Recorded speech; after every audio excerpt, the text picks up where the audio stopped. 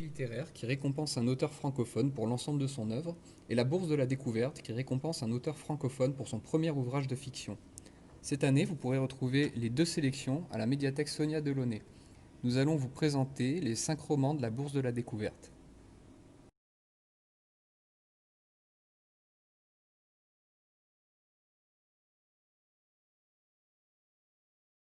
Le premier qui tombera de Salomé Berlemont-Gilles.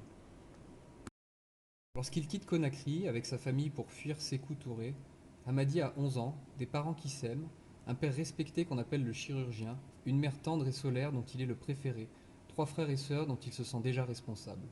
40 ans plus tard, c'est un homme rompu qui hurle sur un brancard dans un hôpital parisien, ivre pour la énième fois. Ce jour-là, ses frères et sœurs, ceux venus d'Afrique et les deux nés en France, décident de le faire interner. Hamadi n'est plus l'aîné, fierté de la lignée, mais son fardeau. Comment en est-il arrivé là? Dans ce roman puissant, Salomé Berlemont-Gilles retrace les 50 premières années d'un petit garçon qui se cognera vite au mur de notre société pour découvrir le mensonge des mots inscrits au frontispice des bâtiments de notre République. C'est l'histoire d'un homme qui tombe, comme des milliers d'autres aujourd'hui. Mais c'est aussi celle des personnages qui, autour de lui, se battent pour le sauver et s'en sortir eux-mêmes. Et parfois réussissent.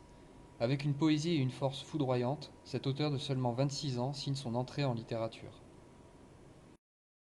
Le tiers-temps de Maëlys Bessery. Rue Rémy-du-Moncel, dans le 14e arrondissement de Paris, se trouve un immeuble blanc, une maison de retraite baptisée le Tiers-temps. Au milieu de la cour, un arbre solitaire. Parmi les résidents, un grand échalas au visage sombre mais aux yeux encore perçants, joue avec ses souvenirs où se mêlent deux langues, l'anglais de son Irlande natale et le français de son exil littéraire.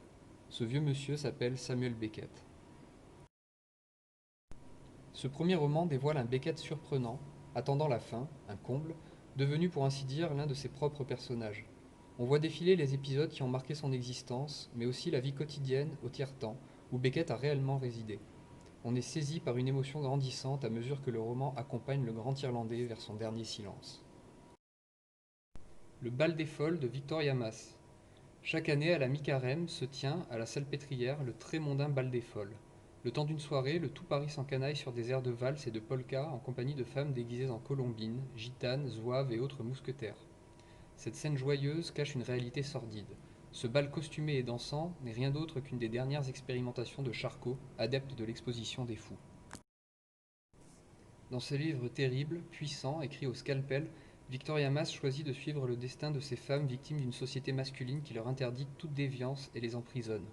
Parmi elles, Geneviève, dévouée corps et âme au service du célèbre neurologue, Louise, une jeune fille abusée par son oncle, Thérèse, une prostituée au grand cœur qui a eu le tort de jeter son souteneur dans la Seine, Eugénie Cléry, enfin, qui, parce qu'elle dialogue avec les morts, est envoyée par son propre père croupir entre les murs de ce qu'il faut bien appeler une prison.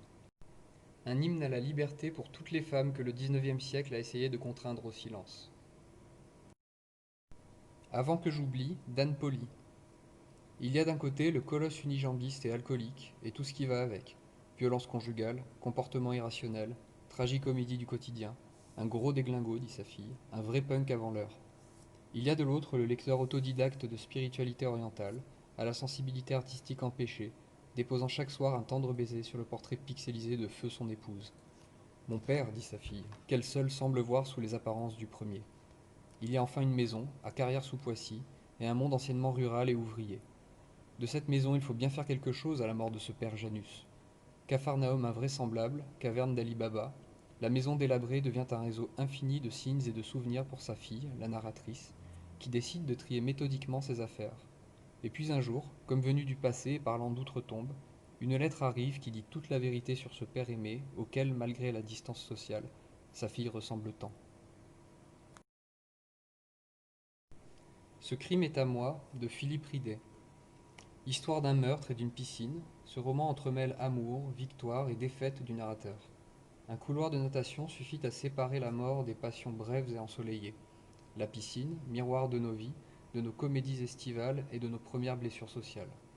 L'été 74, elle fut le théâtre d'une tragédie. Une étudiante fit feu sur un maître nageur trop séducteur. Ce meurtre devint l'affaire du narrateur. Sa trace a transformé et aiguillé son destin.